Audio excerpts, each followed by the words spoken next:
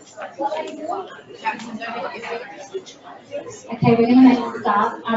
Thank you everyone for coming. Welcome to the first in the Flipper Twilight series for 2019, where we're going to talk about interim hearing advocacy, a bit of a battle between two very well-known family law barristers. Just some housekeeping: the bathrooms are to your left, outside of the doors. In the event of any emergency or fire, we have to all meet at the front of the building. I'm going to hand you over now to Barrister Judge Bunning, who is going to explain the program for tonight. So thank you.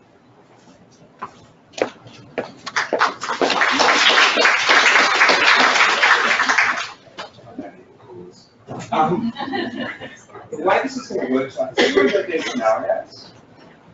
So there's three scenarios. In one scenario, I'm going to do it right, hopefully, and Michael will do it wrong, obviously. And then the next one we're going to swap.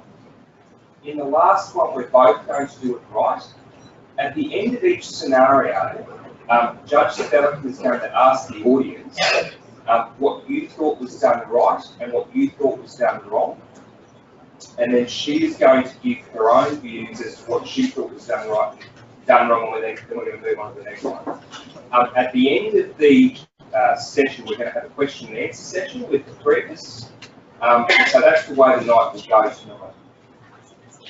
Sorry. Can you hear me now? Right, okay. So I'm going to have to hold this up to my when I make my submissions. So that's the process for tonight. So the first one we will be doing is the interim hearing in relation to children, and Judge Spelleken, if necessary, will intercede in the process between Michael and I, if needs be. And as I said, after each session, we're going to have a question and answer. Judge Spelleken will ask each of you what she thought was done right, what she thought was done wrong. Perhaps we won't tell you who's doing it right and who's doing it wrong. Perhaps you did at the start. Okay. You've already told me. And then, are you starting the read? You're starting off wrong. So, here we go. Okay. And you're underway. So that's the way we're going to do it. So, without further ado, I suppose we'll just start the first session.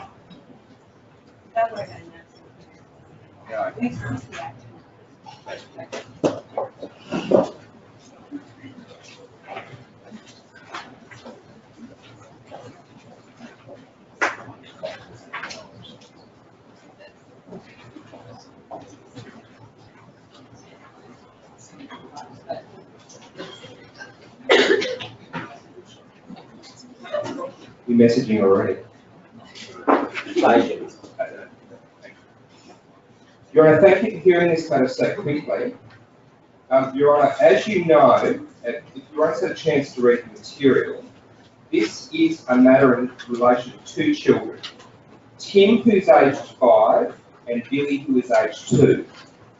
Now, Your Honour, if you've had a chance to read the material, you will see that 6 weeks ago, the mother unilaterally relocated these children's residence. No, you said it, because you followed it. It's absolutely. Mr. Alexander, please. Right. You'll have your turn. I will just ignore that and I will keep going. Your Honour, as you will see from the material, and can I say that we filed this application 3 weeks ago. The mother has not even bothered. Mr. Bunning, I don't know if that's helpful. It's moved. She's got some documents. Yes. I can taking into account when I'm making decisions. Let's move on. All right. Thank you, Your Honour. Thank you. So 6 weeks ago, as you will know from the material, the mother has unilaterally relocated to Hobart. Now, Your Honour, my client is an interstate truck driver. He has cared for these children as much as he can with his work There are rats in for the last 5 and 2 years respectively of their lives. Well, the difficulty with that, Mr. Bunning, is Yeah. there's a dispute about that.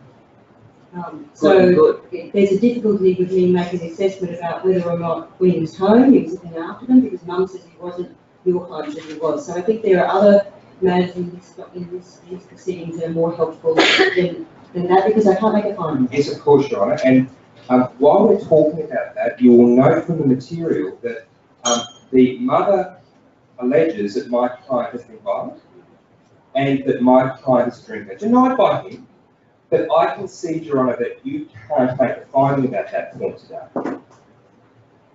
Of course, my submission, Your Honour, is that that is not the most important matter in this matter. Yes? And when you look at the mother's actual material, Your Honour, you will see that those allegations that I'm just dealing with they're unspecified. So, I mean, if the mother was, well, they're not at the moment. There is no material about it. And if the mother is saying that my client is in some way violent towards the children, and in relation to, I think, chair move, I'm just going to ignore that. Yes, I will, Your Honour. I'm going to ignore it, I'm going to talk about it. I will, Your Honour. Thank you. Bunning, don't ignore it, will we? Your Honour, you will of course note that these children are very, very young. And you will note that the mother's material in my submission essentially holds a gun to the court's head. Now, this is very important in my submission, Your Honour. And it's very important because the mother, who says that she is the primary carer of these children, has been the primary carer of these children since their birth, is saying that if you do not allow the children to stay in Hobart with her, then she will essentially stay in Hobart, the children will live with my client in Queensland, and she will spend time with them by telephone, and she'll communicate with them via telephone. So my submission in relation to that point, Your Honour, is, of course, what credence, even on an interim basis, where Your Honour has a number of uncontested facts, can you say that there is any credence in the mother's actual concerns in relation to my client when she's saying that a 5 and a 2-year-old can live with my client in Queensland, whereby she spends no time with them and communicates with them? So, Your Honour, that is, as I've said, a gun to the court's head, and you wouldn't place any credence in that. I understand what you say about that. Yes. And that's fair enough. I mean, there's no evidence that doesn't really tell us what her allegations are. Yes. The other thing is that, as you say, despite those allegations, she's saying, well, I'm not coming back so that I can be a father. Yes. But I have to make an order that's in their best interest. Yes. The concern that I have is that if they are in your client's care, what do I do? What finding can I make about the impact that's going to have on the children? It may be 2 months before we can get the matter back. Yes. With a report or something like that. Who's going to look after them in the week that your client's travelling? Yes.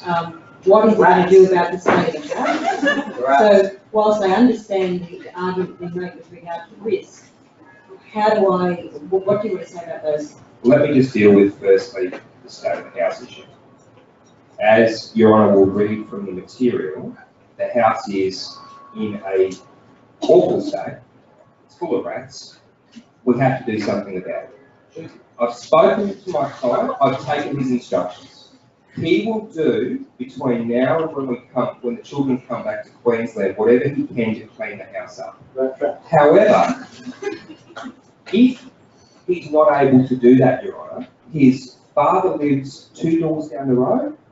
The children can stay with his father. His father was also an interstate truck driver.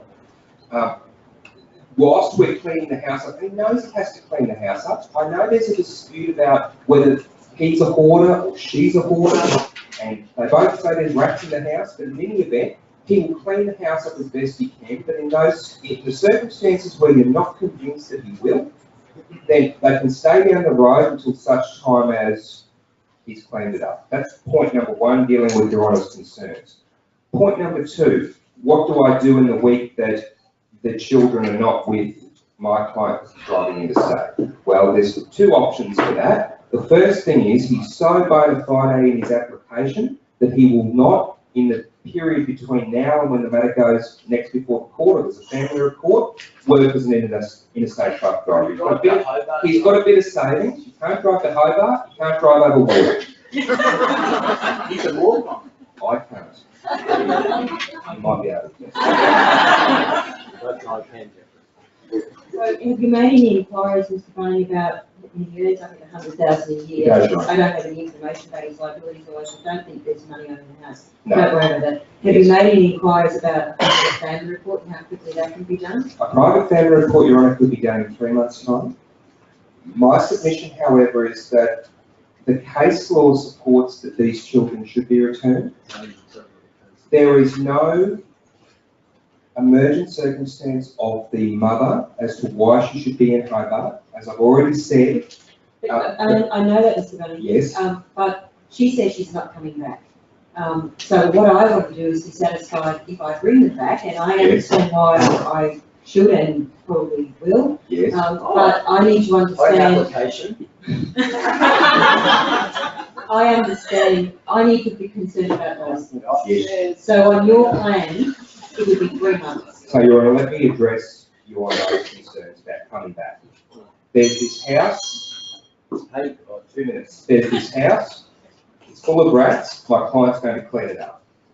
He has given me instructions that she can live in the house once he's cleaned it up. He will go and rent somewhere else, or live with his dad down the road. Alternatively, my client, who earns $100,000 a year, will put up a bond for the mother to come back and live in a property. I understand that she is a lady of limited means. She hasn't been working. She's going to go back to uni at Griffith University. But Your Honour, these are very small children.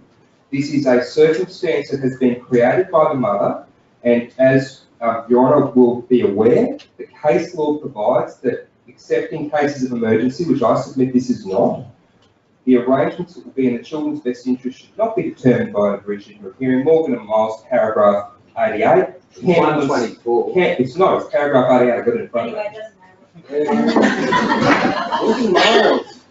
Okay, so you've got an alternative proposal. Your proposal is you'll put up accommodation or provide accommodation if the house isn't ready. Correct. Give her the opportunity, whether she's just playing brinkmanship or not. Correct. If she comes back, then the week of that arrangement goes in place, or Yes. something that I Yes. consider appropriate. Correct, right. And in the event that she doesn't come back, the children live with your client, we get a family report quickly. Yes. And she can see them or visit them when, is he able to take them down to Hobart maybe for a weekend or something? He could, Your Honour, he has the capacity on us. Okay, all right, I don't need to hear any more from Mr. Bunning. Thank you.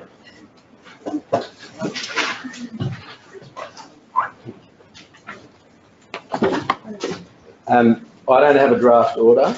I don't have a written outline. Bunnings was That talking, would be helpful anyway. well, Bunning was talking about a couple of small children. They're pretty tall. There's Tim and James, or Billy. I think they're 5 and 6. 5 and 2, sorry. But listen, my lady, Your Honour, she's got no money. She's broke. And he's a truck driver. There's no evidence of this, but I'll just give it to you from the bar table, as it's customary.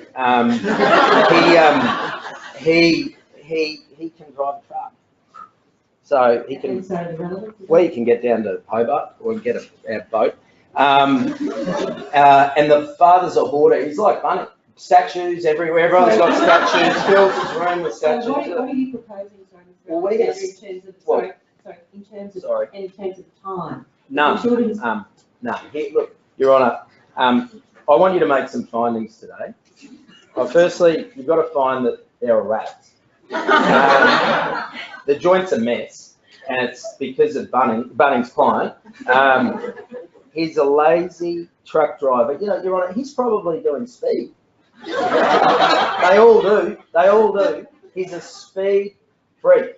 And Your Honour, the cases that Bunning took you to, they're rubbish.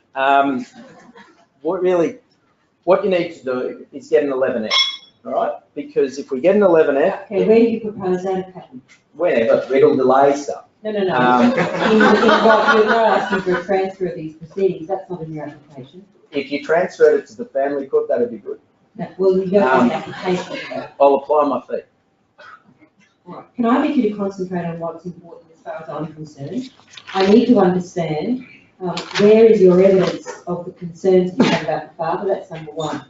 Secondly, I'm concerned about your client's lack of child focus when she says, well, you know, I have all these concerns about the father and his capacity to provide the risk of the children in his care, ages, those things, but then proposes that they live with him. So yeah, I don't. That, she's not thought it through, but you want to at are the you end. taking the instructions about an alternate proposal? No, and I'll tell you what, Ms. Gibson sends my briefs the morning of trial, Your Honour, so I don't even know what I'm talking about, to be honest, but Is Ms. Gibson here? yes, I can tell you Maybe that. you should sit down there. Oh, I wouldn't do that either. Your Honour, the risk is that he's violent, he's beaten me up, and me, and he does drugs because he's a truck driver. You're not even listening. But Your Honour, I don't have any money for rent. I can't afford to pay, so make him pay some money. I can easily make an order for rent, provided it's an order for rent payable in Brisbane for a home in Brisbane. On the water. New fund on the water. If that gets your client back, maybe that's possible. All right, that'd be great. I will agree to that, Your Honour. I'm still not coming back. Your Honour, if we can't, why can't we stay until we get a family report? I'm not being asked questions. Oh, I forget. If you can propose some time, this is what I know. Telephone time, and he can come down on his truck. It's a bit useless. You already said no time. Well, So, it could be supervised time because there'll be no rats. Mr. Alexander, stop. Please stop. You're not doing your client any assistance at all. I need you, if you haven't already, to take instructions from your client about these things. Firstly, if the father's able to fund a family report and able to fund your client and the children coming up for the family report, and that's done in a certain period of time, what does she propose in terms of time? And I don't see any reason why it needs to be supervised time. And if he seems to have the funds to be able to at least get down there reasonably regularly. But are you able to make a commitment from yours? Is your client able to commit to some type of arrangement? She's full of it. If we stay in Hobart, and I know I'm not answering your question, but if we stay in Hobart and he has the FaceTime and we get a family report in Hobart and he still gives us the money, then we could come back before you later and see if we can stay there. Okay, so that's your proposal? Yes. Okay, all right, I don't need to hear from you anymore, Mr. Alexander. Thank you. Okay, all right. One of the things that I thought, not necessarily useful, but might be interesting, because relocation matters are really hard. I mean, obviously, that was run poorly and deliberately, but there are arguments that can be made on both sides, and these are difficult, despite what Morgan and Miles says, they're difficult at times. So absolutely not going to look around the room and say, well, I would have done it one way and you're doing it a different way, but I'd be interested in the show of hands. Again, don't be worried about it. If you don't want to put your hand up, fine. Be interested in the show of hands. If you were sitting in the role of the judge, what would your order be? So who would make an order in terms of, let's presume that the mother's proposal is that that she will remain in Hobart, but she makes reasonable proposals for time, is able to make some arrangements for an early family report, so we're looking at turning that around in a couple of months. I suppose that's probably about the best she could do, other than obviously agree to come back. So who would, if that was the mother's proposal, who would make that order in the interim?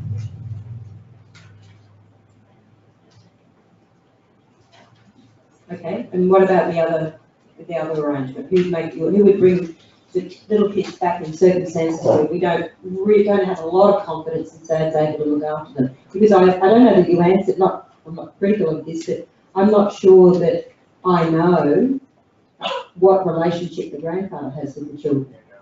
Is he able, is he elderly? So let's presume that we don't really have a good idea about how well the children relate to him and how he's able to provide for them. So put that in the mix. Who's bring them back, bring the kids back. No, everyone's putting their hand up like this, so I can't. Okay, so it's interesting because it's in all of the scenarios tonight, none of them are easy decisions, and I think you could probably go to like 6 judges and maybe get 3 to do it one way and 3 to do it another way. Maybe some wouldn't make a decision at all. So that's where you're going to need to know each judge, I suppose. And I know that some judges have not necessarily always the case, but generally bring people back, and a lot of judges don't often bring people back. So again, that's something you might need to do about the judge. All right, so who wants to tell us what we thought was done well? Before we do that, can you say what you would decide in that case? I'm concerned about the children, the impact on the kids of moving away from the mother and being put with the father given their age. I'm also concerned about who's going to look after them in the week. What I think I would try and do, I would probably try to I might organise an urgent 11F, and kids have to come up and maybe do an oral report just to get some idea about the attachment of the children to the father. Or I might try and do what I can to try and get an urgent family report. None of it in Hobart, all in Brisbane, and turn it around quickly. I suspect that the mother's just bullshitting, quite frankly, and that she would come back. But I think I would probably try and do that. But for the issue of the week about, of the truck driving, although he says he'd stay home, but do we have anything from his employer about that? So there's some things that you would flesh out that you probably couldn't flesh out in this situation. But it's hard. I might just make an order they come back. One of the things that practically I've noticed.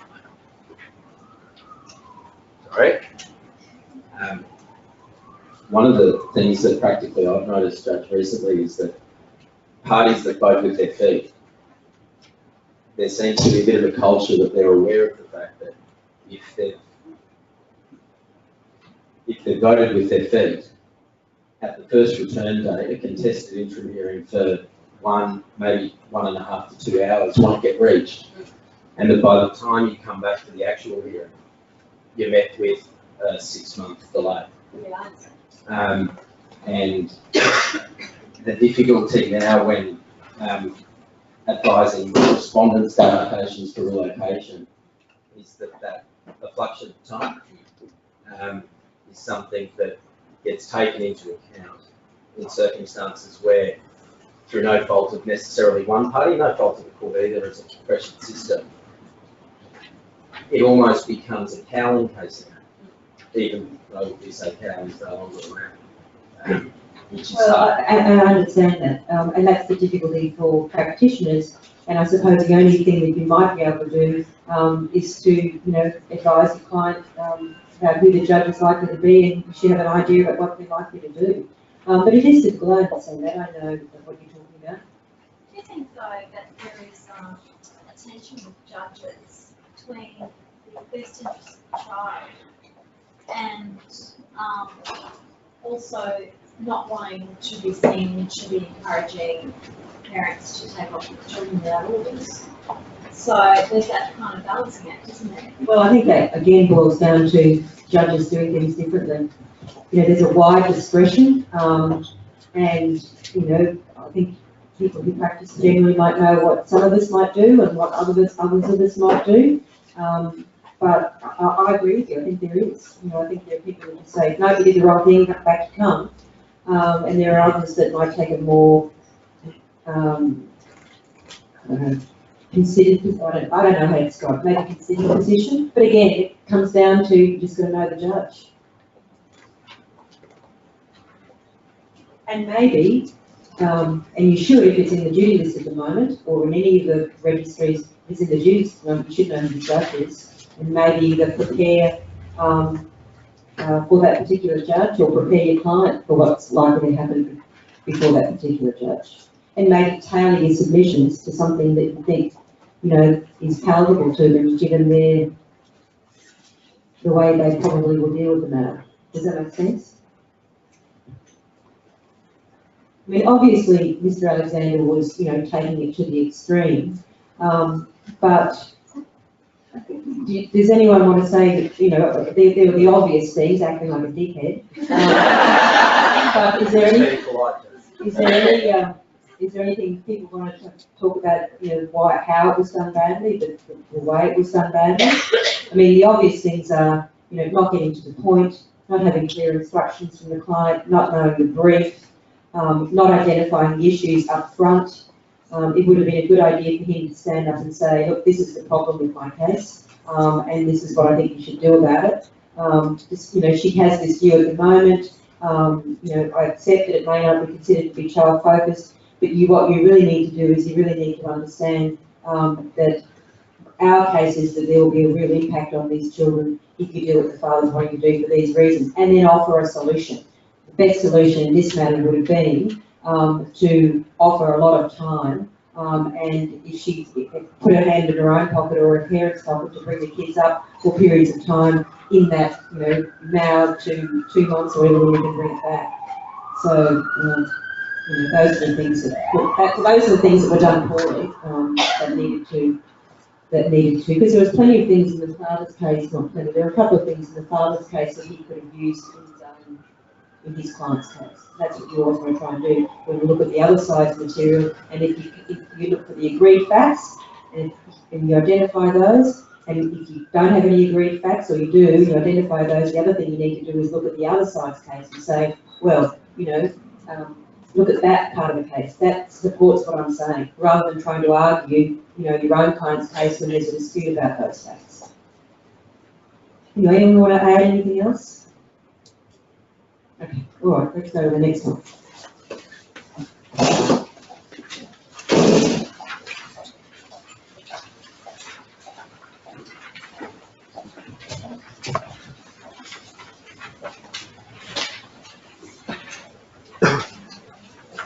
Your Honour, may I start by handing up, please, a written outline and a draft order.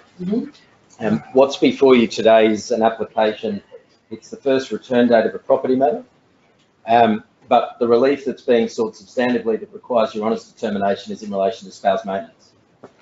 Your Honour, this is a relationship that, on any view of it, was short, 5 years in the case of my client, but uncontroversially 3 years married. There's one child, Mouse. The uncontroversial evidence is that Mouse lives primarily with my client. He spends time with the father from 9 to 5 on Saturdays in each alternate week. Something may be said by my learned friend that there's a binding financial agreement. That binding financial agreement, Your Honour, uncontroversially does not deal with the issue of spouse maintenance. So you say that it doesn't prevent me from making an order? No, as a matter of law it doesn't. And if by chance Your Honour was convinced by my learned friend that that's wrong, cases like Mitchell and Mitchell make clear that one's property settlement, by analogy, doesn't render an application for spouse maintenance impossible. So really, Your Honour, all that you're being asked to determine today is the issue of spouse maintenance. I'll take it that Your Honour doesn't need me to hand to you cases dealing with the relevant jurisprudence in relation to supporting oneself adequately. However, in terms of a Section 72 analysis, Your Honour would find that my client has a need for spouse maintenance. And if I could ask Your Honour to take paragraph 43 of my client's affidavit and turn up her financial statement of Part N, Your Honour will see that she essays there the expenses that she spends on a weekly basis. I need to make a number of concessions in relation to those, Your Honour. Included in Part N are expenses for the benefit of Mouse, and there would be no, it would be impossible for me to contend that the $350 amount for Mouse is a factor that Your Honour would consider in relation to the expenses of $1,500. But I don't even need to go that far, do I? Because in terms of income, to support herself, we leave child support out. we leave the Centrelink out, so it leaves $200 a week. I don't wish Your Honour to be led into error. The child support that's paid by the father is not child support pursuant to an assessment. That is child support that he pays on his own accord. And Your Honour would not take that into account in terms of the relevant 75(3) considerations, because those amounts are exempt from consideration. However, this isn't pursuant to an assessment. So, It's income into the household. indeed. And Your Honour would take that into account, but notwithstanding that, Your Honour would still find a shortfall, and it's accepted that a shortfall is not necessarily the end of need, but Your Honour would find within the meaning of the authorities that my client's not able to support herself adequately. I imagine Mr. Bunning's going to refer me to his holiday and entertainment expenses. Yes, and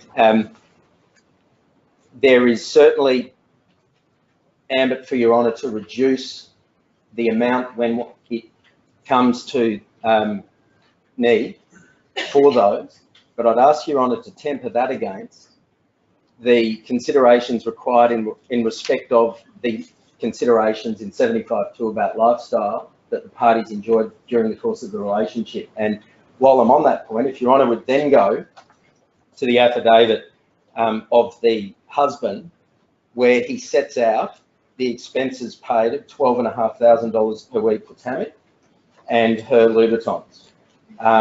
Your Honour would find, in my respectful submission, that the expenses paid for Tammy of $12,500 per week mirror those types of expenses that were enjoyed by my client during the course of the relationship. But I accept Your Honour would apply some reduction potentially to the amount sought by my client. Your Honour, it's probably going to be raised by my learned friend, so I'll deal with it now, that my client has received $300,000 pursuant to the binding financial agreement. And again, the cases like Mitchell and Mitchell set out clearly that She doesn't have to exhaust. she doesn't need to exhaust, indeed, thank you, Your Honour, her property settlement, call it whatever you will for the purposes of BFA. She doesn't need to exhaust her property settlement for the purposes of a spouse maintenance application. She seeks a number of orders in relation to spouse maintenance on a final basis and an interim. I don't pursue, obviously, the aspects in relation to final relief. May I turn next then to capacity to pay? If Your Honour's with me in terms of need, Your Honour would reduce the amount that's required by the $350 from her $1,500 amount. Your Honour would then deduct from her income or need the child support payments. And Your Honour would then find, and I've prepared a schedule if I can hand up to you, the actual amount that on both parties' evidence leaves a shortfall. The next consideration, Your Honour, is then where that shortfall is met from. And Your Honour need have regard only to the significant property portfolio that the husband possesses. It's immaterial that the husband deposes, and I'd ask you now in terms of capacity to not necessarily, or not at all actually, look at my client's evidence, but look at his evidence. He deposes, he has a net worth of $150 million. My client says in her material that's north of 250. Again, that's not something you need to determine today, because you will find with respect that the $150 million that he has enables him to be able to satisfy, and the authorities tell us, even if he needs to liquidate assets, which respectfully you would find he would not do, his assets to be able to pay the shortfall moving forward. He has an income, he deposes, of $25,000 per week. He says that that income is disposed by half being spent on Tammy. Who he has no legal responsibilities. Indeed, Your Honour, and $12,500 for food, entertainment, rates, and insurance on the property which he holds. I accept entirely, Your Honour, that you need not consider the fact that that seems to be an extreme amount on many views, but it's an amount of money that was spent during the course of the relationship. And Your Honour would then find, when considering principles of justice and equity, that my client, who has previously enjoyed a lifestyle not too disparate to what the husband now enjoys, ought also to feature in Your Honour's determination. Okay, all right. I don't think you can help me any further, Mr. Alexander. Mr. Bunning?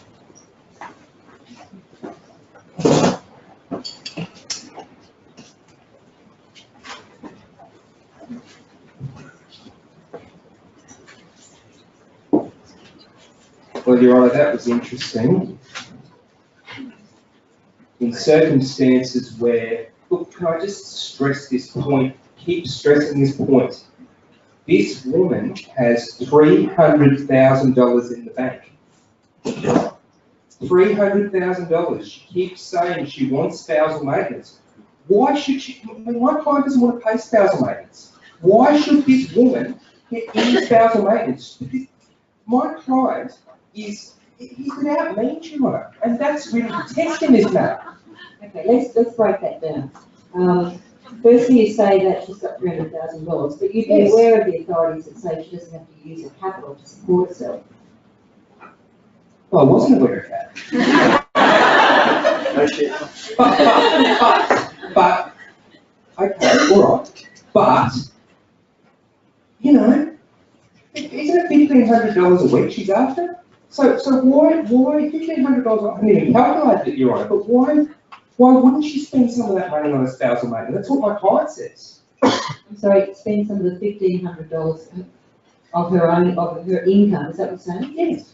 Okay, all right, well, so you say that whole $1,500 that she gets should be included as an income for the purpose of deciding maintenance. For example, sentiment $700 a day. Not necessarily. Well, this is what I say. I say this. There was a financial agreement.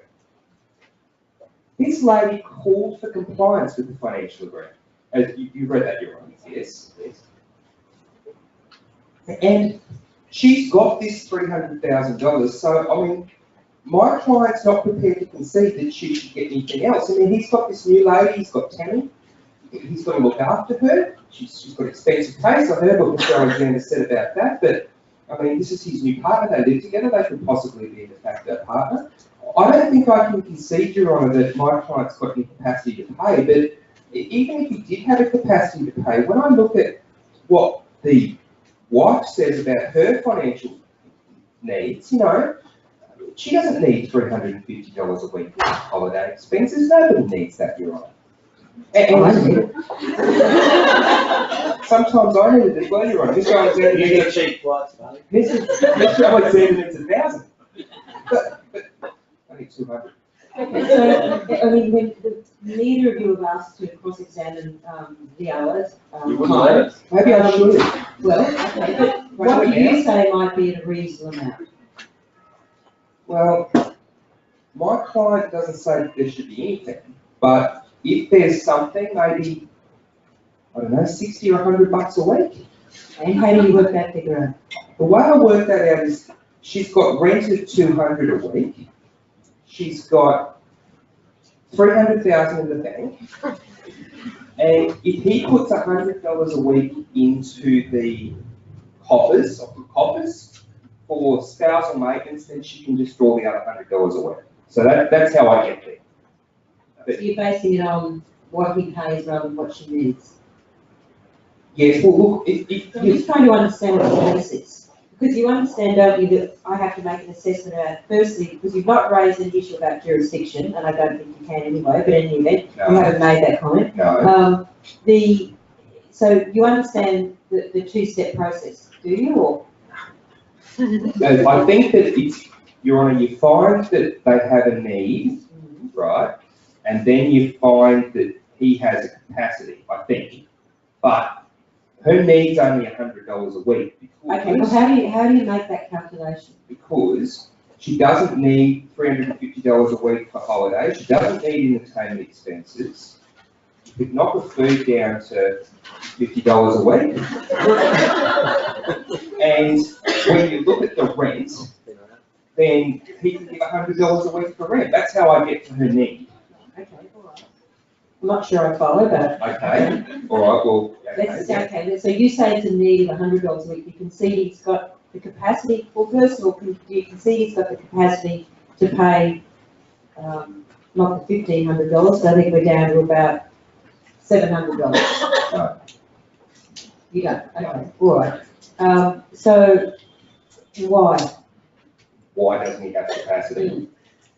He doesn't have capacity because, as you will see from his financial statement, he has a lot of expenses for himself. He's got a lot of things like food, entertainment, rates, insurances, and all these multiple properties inside. And he's also got this new lady who he's in a relationship with, who goes off to Louis Vuitton every 3 days, but I'd say they're in a de facto relationship, you know. What's the relevance of that? Well, he's got a need to support her, I think, because they've been together for, I don't know, I think 6 months, and she put $30,000 into something, if I'm not looking for $30,000 into a car or something, and therefore I say that's a substantial contribution. So, well, you know, the Act says that if you make a, I think the Act says if you make a substantial contribution, you're in a de facto relationship. So, you know, this lady, it's 30 grand, it's a lot of money. So she's put 30 grand in, they're in a de facto relationship, he's got to support her, you know, she's got the Louis Vuitton fantasy, and so that's a necessary expense because that's what she needs. So he's really got nothing, but he's probably come up with $100 a week. Okay, all right, so that's the bottom line. Yeah. Okay, good. Sit down. He's getting some money. Okay, all right. Again, does anyone make a comment? I mean, obviously, you know, the fact that the barristers know the law is the real issue. Yeah. Let's talk about then what was done well. Hurry up. Crickets. Making appropriate concessions. Yes. Address the ball to give her the money. Exactly. Preempting arguments? I'm sorry? Preempting arguments? Yes. So,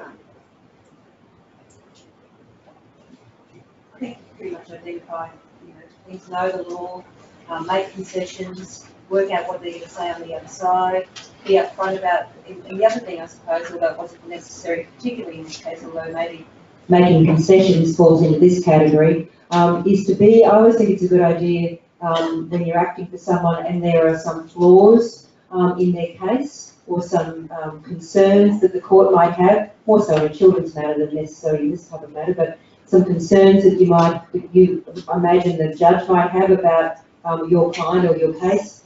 Start with that, you know. Your Honour might be concerned that, let's talk about the previous matter. Your Honour might be concerned by the mother's decision to leave and then her current instructions that she won't allow, that she will let the kids go back and she won't follow. Now, I'm not quite sure how you deal with that. That's just an example from what we've got at the moment. But there would be plenty of occasions when you know your client's got some, this case has some problems, and I think you need to be upfront about that rather than hide behind it, because the other side is going to highlight it. So if you're the applicant in particular and you get to talk first, even if you're the respondent, you get to talk first, deal with that straight away. And don't shy away from it, because it's going to be, the more you shy away from it, the more highlighted it becomes. So that's another idea that I think is helpful. Want to say something about other things that you think are helpful in spousal maintenance applications? As it, You want to talk no, not going to interrupt you. I was going to say, often in spousal maintenance applications, as I think the way that I presented the scenario shows, the clients were saying, no, I'm not going to pay anything, I'm not going to pay anything, I'm not going to pay anything. You know, this guy had $25,000 a week. So sometimes I think you need to, I had one the other day where he said he didn't have any money, the judge found he had some money. I suspect he had some money. So, I mean, often when you can get concessions from your client before you get into the actual courtroom, so when you're on your feet, you know what, you don't have to turn around and do it. I think that's important in a spousal maintenance hearing because, you know, if you're acting sometimes for mostly the husband, they're liable to say, I don't have the capacity, but judges ultimately find the capacity. So if you know that situation before you actually get in there, I think it's helpful. I also think that No. I also think in spousal maintenance applications, you need to do a cost analysis. You know, it's going to cost you, I don't know, I'm making this up, a long time since I've been in practice, but, you know, let's make up the figures. It's going to cost you $10,000 to prepare it, get to court, brief counsel, or if you do it yourself. You want, you know, $1,000 a week. There's not too many weeks, you know, that you can, you know what I'm saying. I had a matter yesterday, I think it was, or recently, with a proper application would have, and I know you can't do it in this matter because there was a financial agreement and she's got a property settlement, but, and I think a lot of people are doing this and doing it really well, thinking about, well, is it really spousal maintenance I want, or do I need a partial property settlement? Is there some money there I can get, and then let the judge decide later on whether it's spousal maintenance or not, or make, you know, there's not always, of course, a pot of money that you can find or an asset that you can sell, but I think you should, when you're thinking about a spousal maintenance application, think about that as well, or plead it in the alternative. But you really need to do that exercise, and of course, as many of you have said, and quite rightly so, and you know, I put my hand up, not necessarily for me doing it, but I know it happens, if the judge doesn't hear the spousal maintenance application, and many people don't actually run them on the day, because I'm not exactly sure why they want to cross-examine the other side, there's not time, they find a pot of money that they can use. So spousal maintenance is becoming more popular. It stopped for a little while, but it's becoming more popular again. But again, just think about those things. And also, please think about in spousal maintenance applications, financial statements are generally done, financial statements can sometimes be done very poorly. You know, don't reality test your client when they tell you they spend X dollars on something or other. Reality test when they, you know, talk about what their income is. You know, get their pay slips, get their tax returns, do the math, or you know, get them to tell you how they worked it out. Because often, you know, if they call for those documents, they're the obvious things people are going to jump on. The other thing you need to do is, if you truly are making an application for spousal maintenance and you don't have the money to support, your client doesn't have the money to support themselves, file an affidavit that says, my current financial circumstances reflects what I get in and what I'm able to put out. There's not a lot of point in putting in your financial statement, unless this is the case and you're drawing from credit cards or from some capital source. There's not a lot of point in putting in your financial statement that your client earns $500 a week and spends $2,000 a week. They might want to spend $2,000 a week, but they're probably not at the time spending $2,000 a week. Again, unless of course they're drawing from credit cards, their family supporting them to meet the shortfall. Often what is the case is that you're getting $500 a week in, you're struggling and you might be spending $750 and building up, but you're not paying, you know, the rent on time, or electricity bill isn't getting paid, or, you know, there's maintenance that needs to be done to the house that's not getting paid, your car needs to be serviced, those things. So do an affidavit that says, whilst at the moment I spend X dollars, I need to spend Y dollars, okay? Because that way then the judge can go through and say, okay, well, that's where it is. And, you know, I'm not big on keeping your grocery receipts and all of that and doing all that, but it's not a bad exercise to do. But you can run up significant costs if you start, you know, going through grocery lists and all that kind of stuff. So just give some thought to that. In relation to if the application was that, or was that the financial agreement did deal with spousal maintenance, would you have to make a preliminary decision? Well, I don't know that I have jurisdiction. That's right. So until that threshold issue being determined, then Judge is correct with respect that the court would not have jurisdiction to determine the matter until such time as the issue of the financial agreement being binding or not, and what it includes or not, have been determined. And also whether you disclosure, all of those things, you might not be able to make those, unless they were relevant to things like duress and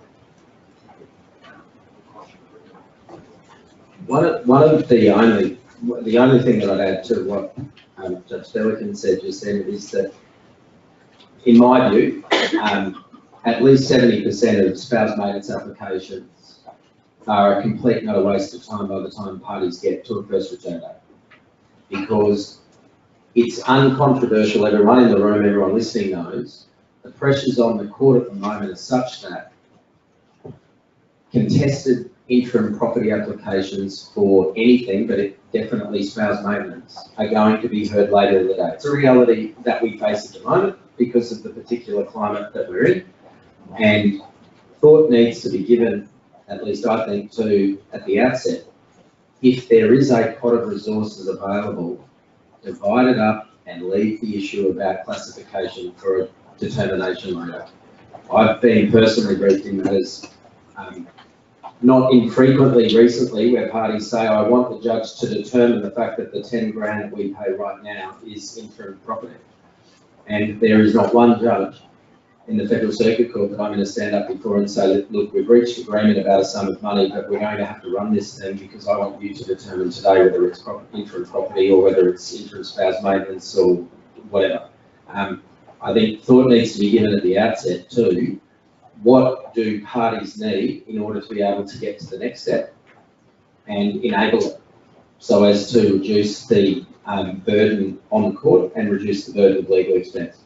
You go to court and you get an interim spouse maintenance order of $200 per week after a judge returns the decision 3 months or 2 to 3 months after the interim hearing, and the legal costs were $15,000 to get it. It's pointless. So I personally think that interim spouse maintenance applications need to be considered between the parties and dealt with in correspondence even before they find their way into the court documents. okay. Excellent. Yeah,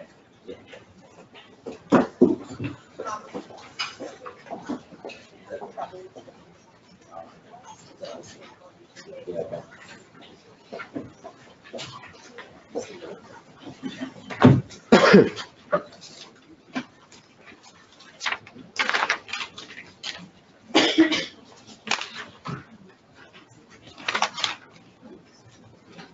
Your Honour, this is the first return date of a property matter between two parties, Mr.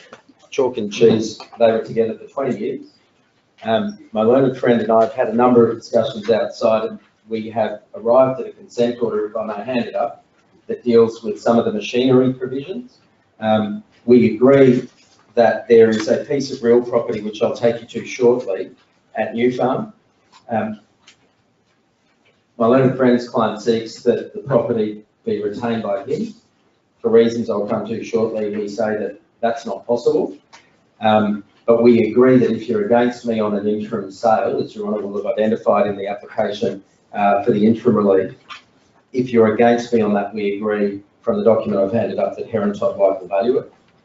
Otherwise, Your Honour, the property is agreed between the parties. We don't ask you to make orders for parties to exchange lists and then letters back and forth with panels and all the rest of it. Heron Todd White will value the only piece of property. If the parties are unable to agree on the chattels and personal items, they agree that all assets appraisals will value those. The parties otherwise agree, Your Honour, that following disclosure, and I need to come to that because in my respectful submission, Your Honour wouldn't ordinarily make an order for disclosure, as the rules provide for it in this court. But my learned friend's client believes that there should be no disclosure. If you're with me on that, we agree that there should be an order for disclosure in the usual course in accordance with an XRA, which is not just an ordinary XRA with all the irrelevant stuff that doesn't apply to this particular matter, but just the things that apply. And in addition to that, then mediation. That's what's agreed. What's not agreed, Your Honour, and requires your determination today is how you deal with the sale of the property at New Farm, or whether you deal with the property at New Farm on an interim basis, and what happens with the $30,000 that Your Honour will have seen is held by the parties. Your Honour, if I take you to the husband's material, you will see that he says he wishes to retain the property as a result of the property adjustment orders. Respectfully, when Your Honour has consideration of his material, irrespective of mine, what Your Honour will identify is that the relationship was one of some 20 years. There are no children. Your Honour would find, when considering both the parties' material, that as the husband's not worked for 18 to 20 years, that this is not a 50-50 case or anything like it, and putting it at its highest in terms of the husband's case is 60-40 in favour of my client. Respectfully, on any view of the husband's case. You have those instructions because no one's identified what they want. No, and unhelpfully, I must concede the parties' applications for final relief are inadequately particularised, and setting out simply in an application that you'll particularise it later is liable to being struck out. But if Your Honour just has regard to what the husband says in his affidavit for the moment, on his case, Your Honour would find, not as a final determination, but in all likelihood, the husband is not able to retain the property. I understand that it's unlikely that, sorry, don't say that. I understand that there'll be arguments about contribution, but on the same side there'll be arguments about disparity in earning capacity. But putting that to one side, and I understand that it's unlikely that the property that you think is worth about $1.5 million is not going to be able to come up with, let's say, whatever 40% or 60% of that is. But why would I make an order for the sale of it now? Separate though to that is the issue about the rates, and the council may sell it. So I think we maybe need to think about what's your client's proposal about how the rates get paid. She says that the rates should be paid from the outstanding, the funds that are held, and that the property otherwise be sold. If Your Honour's against me on an interim sale, and I appreciate that it seems Your Honour is against me. Well, not necessarily, but I'm just trying to identify the difficulty that I have in making an order for the sale of the property, despite the fact that the husband may not be able to raise the funds. You know, who knows, he might come through with a family member or something, but... and I must accept, on the evidence presently before you, there is no indication that he will be able to do so, and that when Your Honour is considering justice and equity as a final determination, it is potentially a point that is against me. My instructions are to proceed with an application for the sale. If Your Honour is against me in terms of the sale of the property, then the property will be valued in accordance with the document that I've handed up to you that I'm indebted to my learned friend to agreeing to. That leaves then what happens with the $30,000 that remains. And unless there's anything that I can assist Your Honour with in terms of the sale of the property, I'll turn to that issue. Your Honour, the $30,000 that remains ought in the first instance go to pay the outstanding indebtedness. Your Honour raised with me previously, the council may sell the property, but in my respectful submission, that does not do justice to the parties at the end of the day with respect if there is a forced sale. And I'm sure that it's one thing my learned friend, Mr. Bunning, would agree, that if his client is genuine, that he wishes to retain it, those expenses need to be paid. And so they should be paid from the funds that are held in trust. And then Your Honour would divide the remaining funds equally between the parties, because on any view of matters, neither party would be unjustly provided for with an order.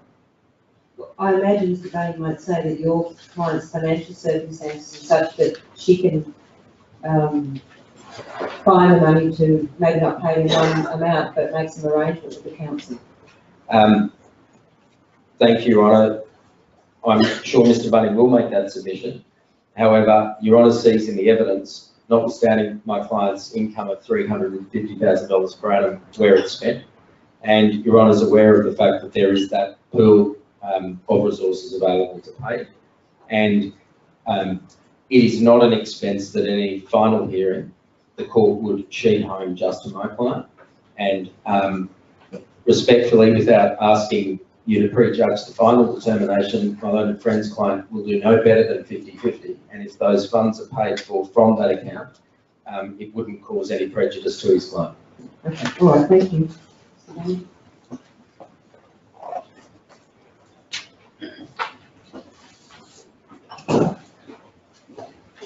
Thank you, Your Honour. That's a very good summary of the issues that are before you today, Your Honour, and I thank my learned friend for that.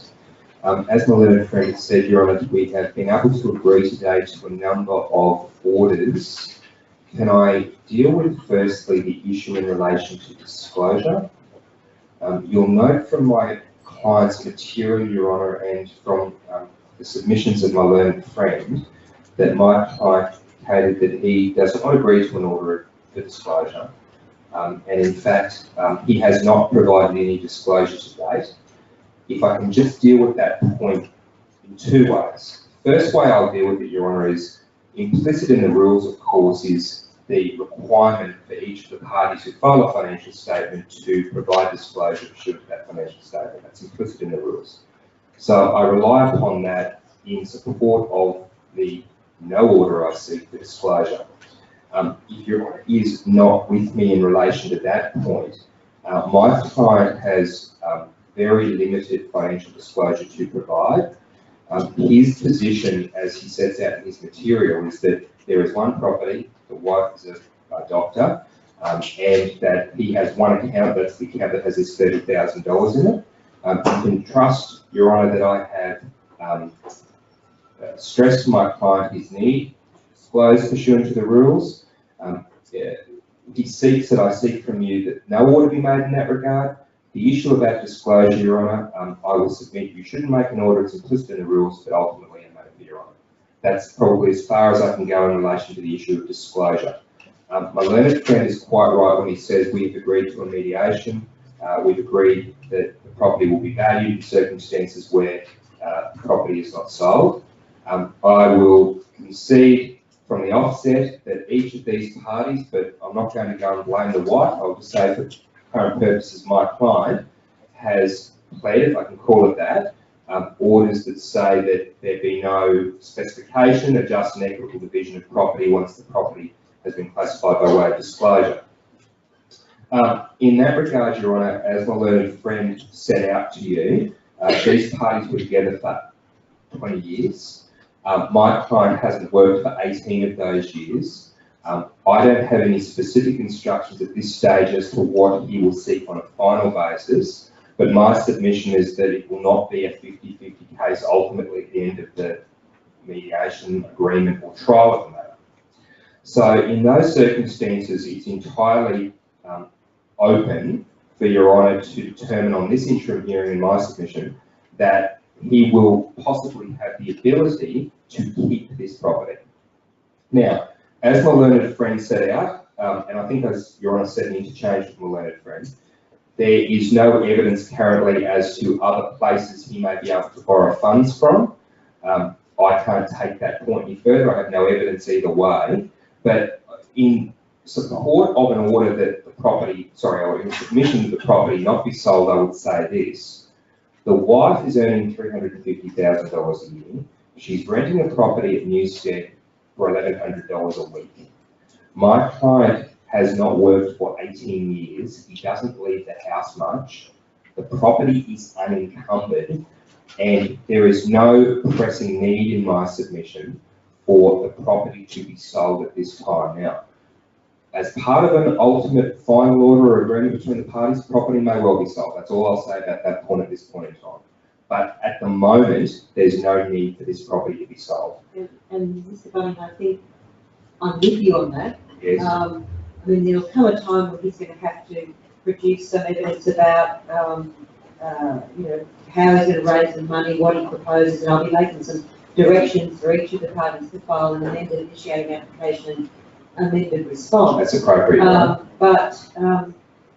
The issue is, the difficulty for me is the council are going to need to be paid, and if they're not, then it may be taken out of their hands. Okay, can I deal with the issue of the council, Your Honour? As my client's evidence makes clear in my submission. My client has been able to save this $30,000 from his settlement payments.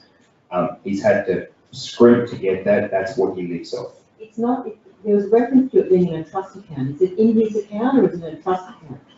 It's in the bank, Your Honour. Right. So it's in the bank.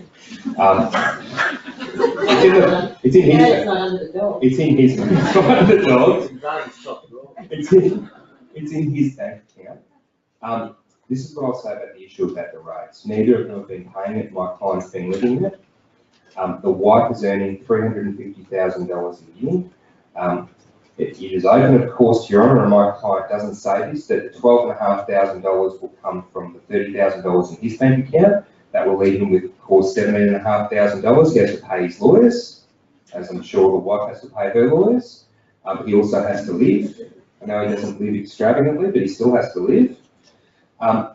One option for Your Honour, and it's not something that is mooted by my client, but is that half of the $12,500 comes from the $30,000. The other half is paid for by the wife from her also gets substantial earnings.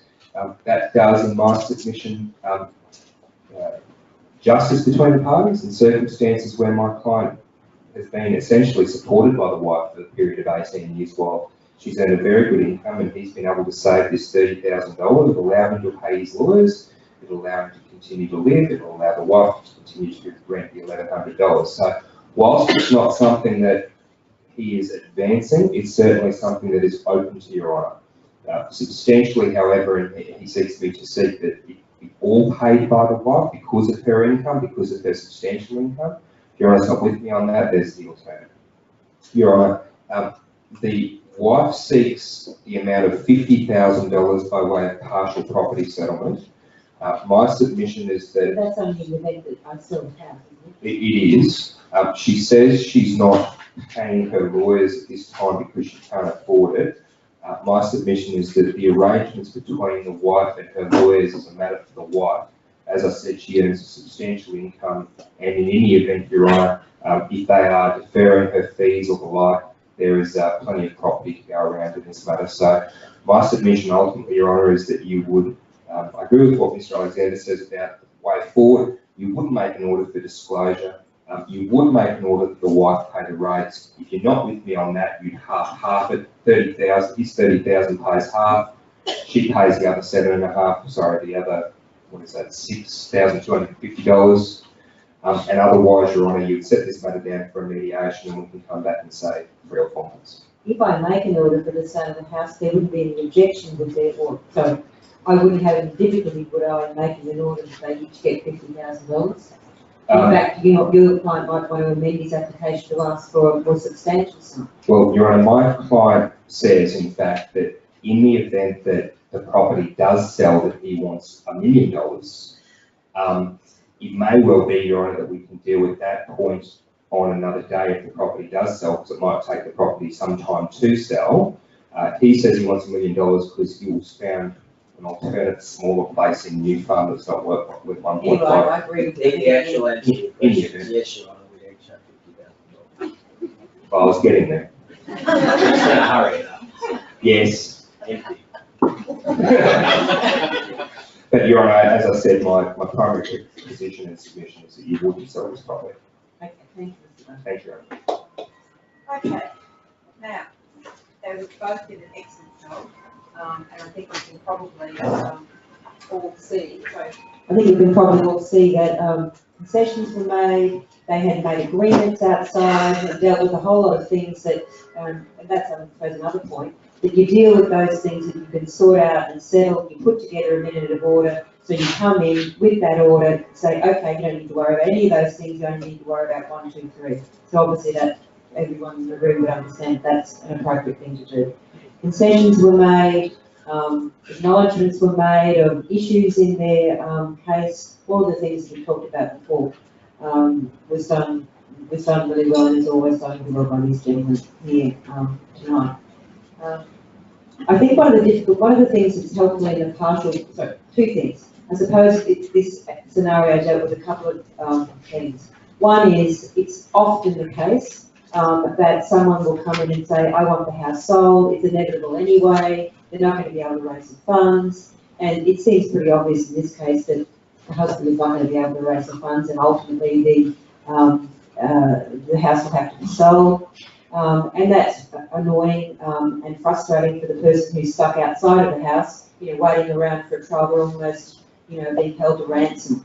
But it is difficult to make an order, certainly on a first return date, and even at an interim hearing, if the matter's progressed a little way down the track, to make an order for the sale of the property, or the sale of property, whatever, or an asset, in circumstances where there isn't someone knocking on the door and saying, if you don't sell it, or the court doesn't, or make an order to sell it, then I'm going to sell it. So, again, maybe different judges deal with it differently, but I think it's difficult to make the order in that case. That's when you need to think about, well, what's the alternative? Do I press for an early hearing? Do I suggest arbitration to the other side? Do you ask the court for an order that in this case, husband files an affidavit about inquiries that he's made, to raise the funds? Because maybe you might be convinced that the matter comes back and the ranges are fairly clear. You might be convinced, rather than having the person who's outside of the house stuck there without any funds, you might be convinced to do it. But I think you need to at least think about the things that you might ask the court to do that might be helpful. The other thing is, in terms of an interim property application, everyone knows the decision of straw, you don't have to have compelling reasons anymore. I always think that one of the helpful things in an application of that type is twofold. Firstly, put together, even if it's a little table, what the assets are, what the agreed assets are, what the ranges of those assets that are agreed are, so that you can say the property pool is somewhere between, again making this up, $1 million and $1.5 million. And again, if you're the applicant, look to the respondent's response. If the respondent, look to the applicant's initiating application, which should be detailed, or at least have some particularity in there, and say, even on the other side's best case, they're entitled to X dollars of that $1.5 million. So making an order that my client gets, this amount of money, it's not going to prejudice the other sides. And don't pitch it any higher than that. Make sure there's some room to move. The other thing is identify a source. People come in asking for interim property orders, and there's no money. I mean, there's the house, and you can't necessarily sell it, but there's no money. I know that some judges, I think in Sydney, are making orders, and or one of our judges in Brisbane, I know, made it. Might be more. I haven't made it, but I haven't been asked to. I don't know if I would. Make excuse me, and I don't really know the court can do it, but anyway, make an order for the mortgage to be drawn down. Now, I think you can do that if there's a facility there, but you need to think about, well, who's going to make the mortgage payments, and So again, think about, one, can it be clawed back, and two, what's the source? Okay. Anyone want to add anything? Anyone want to ask any questions or talk about?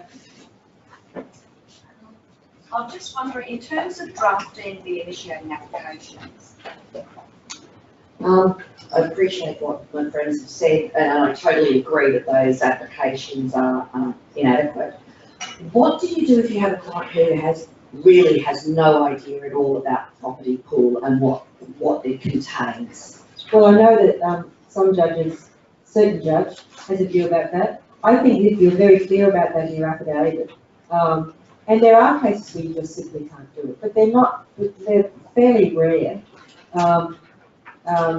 I think that's fair enough to say that you need some disclosure. That's my personal view. I wonder if it would be sufficient to do something along the lines of saying that there be an account taken of the assets, liabilities, superannuation, etc. Well, I think you need to be a little bit more specific. specific. I think you need to be a little bit more specific. Maybe you need to ask for certain directions, certain orders. So, you want evaluation of something, you want certain documents to be provided, you want financial statements for a business to be provided. So I think rather than saying, I want an account of the assets, I think you need to say, how do you say you're going to do that? And so once this is done, once that's done, then you'll do it. I think that's the way. Can I just add to what Spelleken said? There's one particular judge, and you can guess who it might be, that says You want me to make that order? I'll make it. Good luck enforcing it. And the reality of when you set orders out in an application is that you're asking a judge to make an order that you can at some point, if it's not complied with, bring an application for enforcement or bring an application for punishment for non-compliance. Simply just saying do an account. I've seen that before. One particular judge who says who's going to do the account and what is going to be achieved. Unless there are time delays necessarily that apply, find out as much as you can first. Ask the other side to provide you with A, B, and C. There are mechanisms to obtain pre-proceeding disclosure, even if you need to be able to set something out that's got some merit, or has something that a judge can actually make. Because so often orders are sought for initiating applications or responses that, and I know Judge Spelleken, with greatest respect, actually takes parties to it and says, well, why would I make that order? What good is it? If it's not complied with, where does it get to? So what's your suggestion then? If they've done that, they've gone, asked for information, they haven't got the information, they have no idea about what, and I don't think it's pretty rare, but I think it's that bad. What do you suggest? Well, then, as you said before, that needs to be set out very clearly in an affidavit. And you need to have a plan about what. And there needs to be that mud map of, once this is provided, then we'll do this and we'll do that. I think one of the greatest things with interim property matters is not necessarily thinking about what we need to do between day of filing and 3 months from now, but actually what your client wants to achieve on a final basis and working backwards, which is no real difference to how you prepare a trial for final hearings, working out what it is you want to submit at a final hearing and then working out what you need to get there. And if you're able to say, well, I've thought about all of these things and this is where my client needs to be at a final hearing, it's a lot easier to then work out what are the things that are needed on an interim. And interim property matters shouldn't be that you turn up and no one's given any thought to things like, we're going to value this property, and this property. We don't need to value the others. And then we're going to go off and mediate, or we're going off to do this and that. There are some judges that don't accept the orders of release exchange lists of property, and if there's a dispute, then the applicant will provide a panel of 3 and the respondent will pick one, and if the respondent doesn't pick one within 7 days, the applicant gets to pick. It's just a waste of time and client's money. It should be easier, I think, to identify even before you get to court, what are the actual issues? What are the real properties that, no, I don't mean real property in the sense, what is the property of the parties that needs to be valued? What can be agreed? And then turn up at court and actually have a proposal or a mud map for how you're going to deal with it. You don't need to have an order that says we'll provide 3 property valuers. Pick one and have that done before you get to court, so that when you stand up at an interim hearing at the call over, if there is a call over, you're able to say, we're having a discussion about A, B, and C, and if it doesn't result in an agreement, the issue for determination between the court today will be, are you going to sell the property on an interim basis, and what happens to some funds that are in trust? And then you can take the judge immediately to the relevant paragraphs of the affidavit material that relate just to that relief.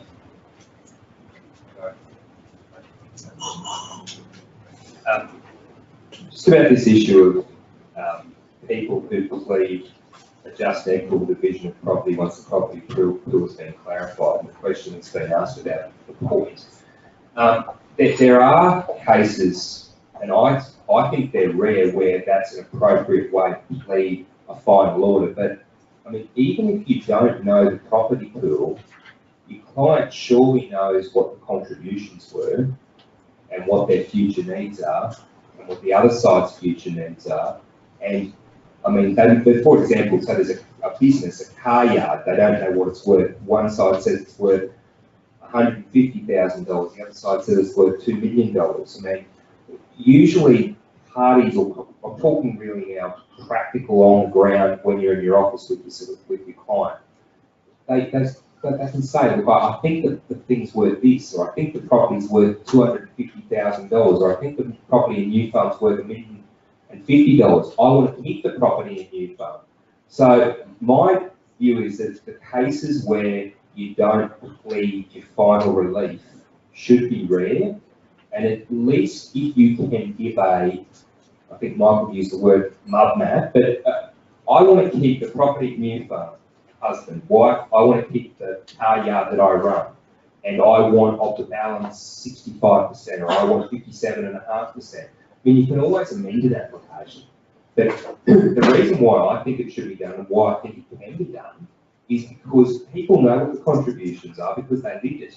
People will know what the future needs are because they know they have them, or the other side has them and they know about it. So, I mean, it's not a matter of guess, but you can put the data on the dartboard and say, okay, I think I'm going to get on my best day 65.5% or 66%. I'll couch for 66%. And you can always go and amend it later. But I mean, somebody files an application, they want 65%. The other side files a response. They say, I'll give the wife 62.5%. You can go there on day one and you might be able to sell it. Or 60-40. Or, 60-65. So, I mean, this not pleading your case, I tend to agree that you should.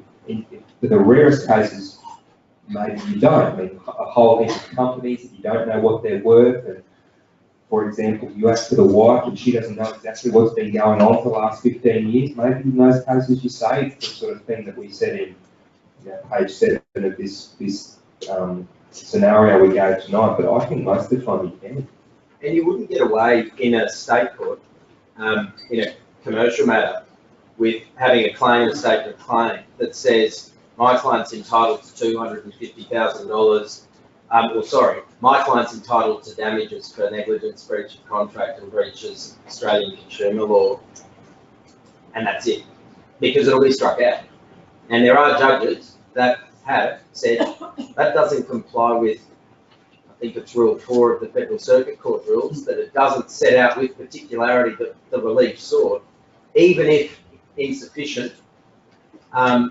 You need to do some groundwork first, so that when you come to court, the judge that's hearing the matter for the first time, that hasn't read all the affidavit material, hasn't lived the parties' lives, hasn't lived the solicitors' lives, actually has some understanding of where's this thing going.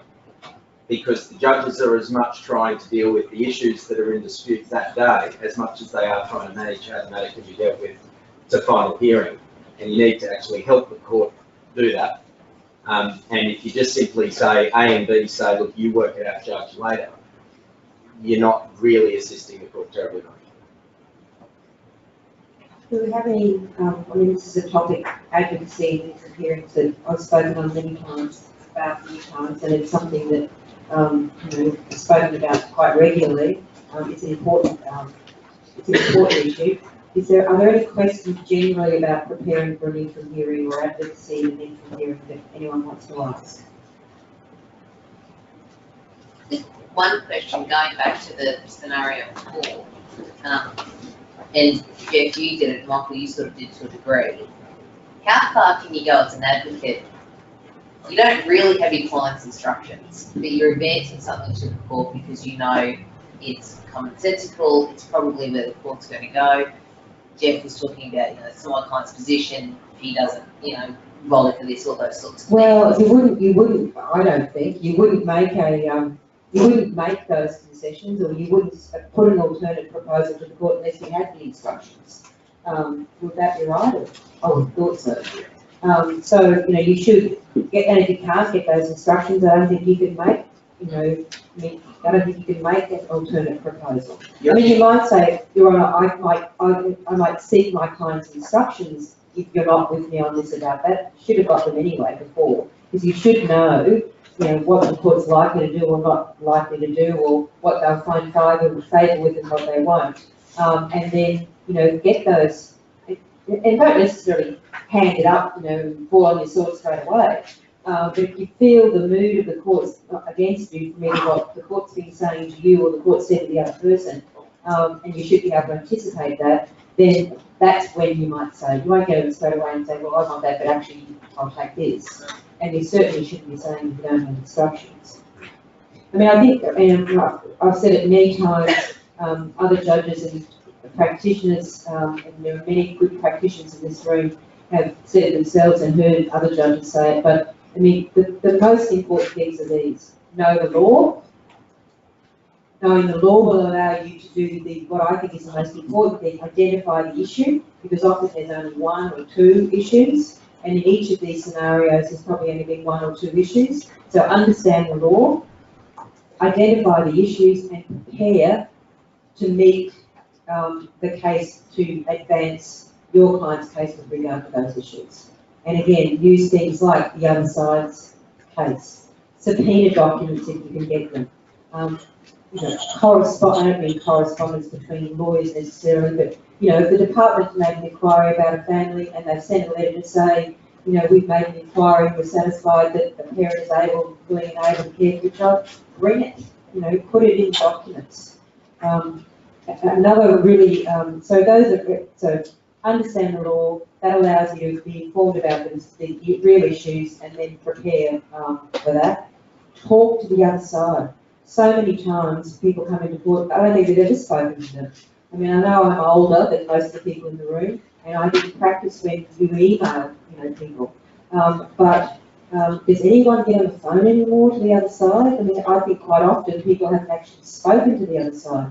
I mean, often you get lots of, and my reading of emails that people send, not only parties themselves to the other party, but lawyers to other lawyers, you wouldn't say that to their face or on the phone, but you're willing to say, you know, you're hopeless, your client's case is hopeless in an email. So I think it's really important that you have those conversations and make, without prejudice, make concessions. You know, say, conversations that I used to have with, you know, various people, look, I can't get my client to agree to that. He's just absolutely not going to do it. But I can get him over the line on this point.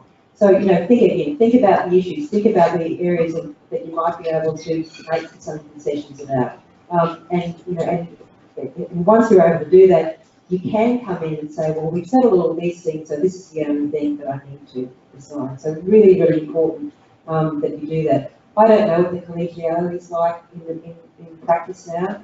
I haven't been in practice now for 20 years, but I've been in the court now for 20 years, but it used to be quite good. I hope it is. And that's a really positive thing. Get to know, you know, the practitioners that you deal with regularly. Get to know, you know, what they're, you know, what they're like in terms of the way they might deal with you and the like. So, you know, those are just some of the tips. Written submissions. People ask me about written submissions a lot.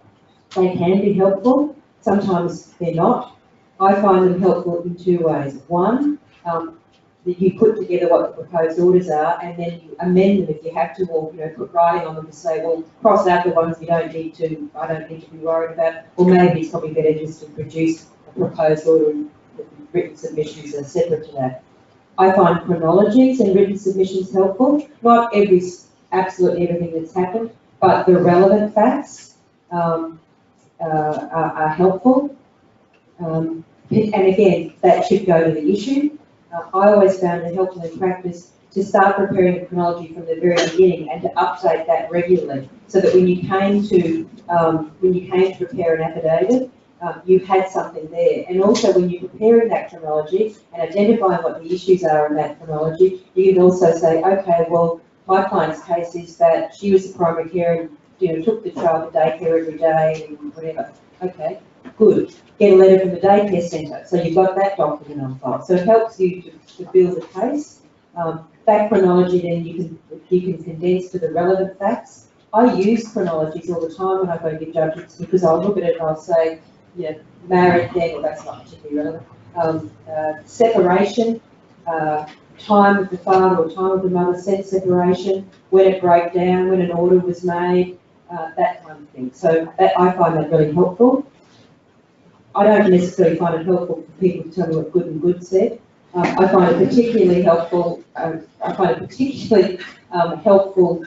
To if there are some subpoena documents there, or if you are relying on the other party's affidavit or the other party's case, quote it in the written submission. So if the issue is that the age of the child means that you know, overnight time at the moment may not be appropriate, then say, okay, I rely on this part of my client's affidavit, this part of the other, and put the paragraph in there if you have to. Put the part of the letter in there that someone, or the subpoena documents that support it, put it in there, because I can then go through and go, yes, that's right, that's what's relevant, and quote it back. So what I'm really wanting you to do is to help me deliver the judgment, okay?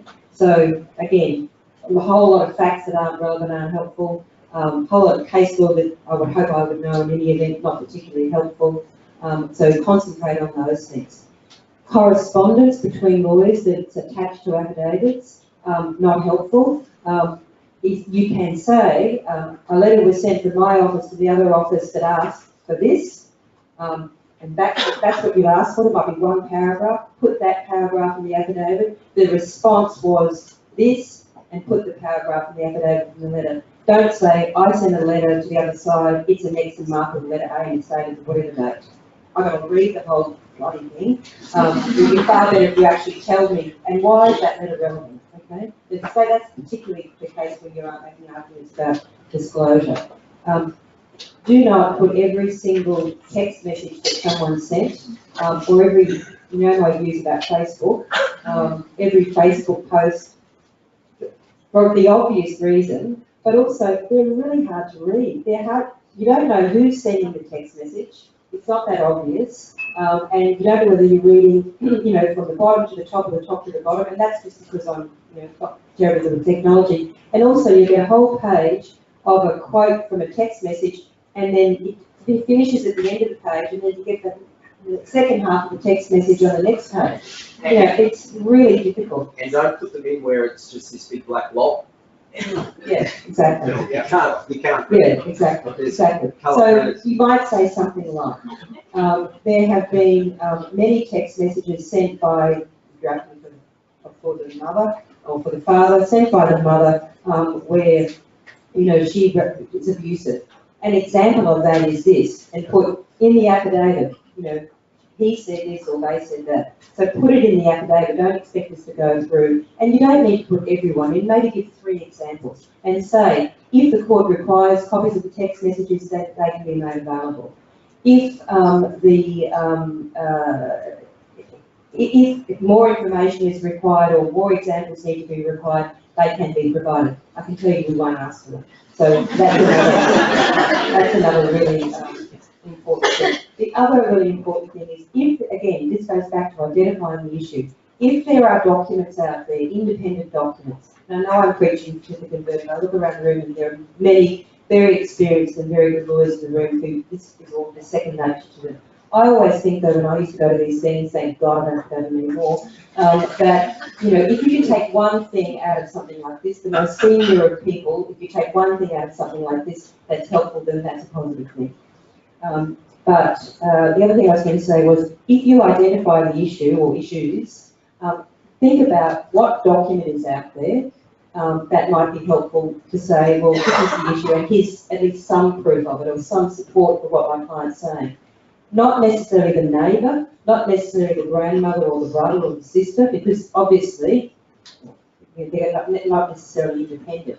But if there's a subpoena document that's helpful, if there's a letter from a doctor that's helpful, if there's something from the school that's helpful, then think about that and try and, you know, obtain it somehow, whether it's by subpoena or it's by just getting your client to go along to the doctor at school or whatever and get it. I know it's not helpful in, I know it's not helpful in urgent matters. You get so many recovery orders, it's, you know, quite concerning. And when you read the applicant's affidavit in the recovery order, you think, my God, this parent's awful. Then you read the other parents, and you think, the other one's even worse. You know, so it's helpful when you're faced with that kind of thing to produce something that's going to, you know, provide the judge with some independent evidence, I suppose. The other thing is, you know, start to have a look at some of what, you know, if you're reading family reports or some of the research out there about what might be appropriate developmentally for a child of a certain age in terms of, you know, time with the parent. There's so many applications, you know, for overnight alternate weekend time for a child that is very young and the mother or father hasn't had much to do with their parenting, or they haven't seen the child for 3 years and they want to start. It's a reality test you find. Again, you need to understand the law, you need to have some idea about social science, and you need to reality test your client and say, well, it ain't going to happen, but maybe we can, you know, do it this way. Anyone? So I've raved on for ages. Does anyone want to ask anything about what might be helpful or not? Good, let's go have a drink.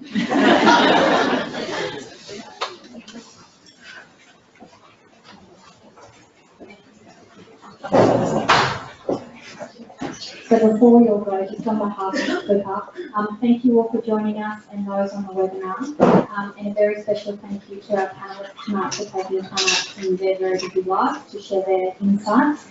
We're just going to give a small token of our appreciation. Otherwise, seminar over. Thank you.